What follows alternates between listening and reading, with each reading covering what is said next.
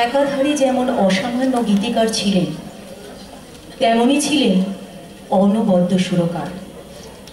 কখনো দেখি গীতিকার সলিলের গানের কথায় অন্য সুরকারের সুরারোপে অসাধারণ সব গান সৃষ্টি হতে, যেমন আজকের পরিবেশনায় ওগো মা গঙ্গা।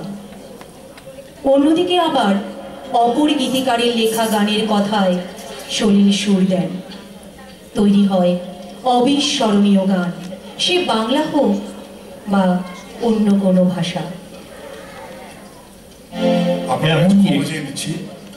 একটু একজন অসুস্থ হয়ে গেছে, তাকে একটু বাইরে নিয়ে যাচ্ছে।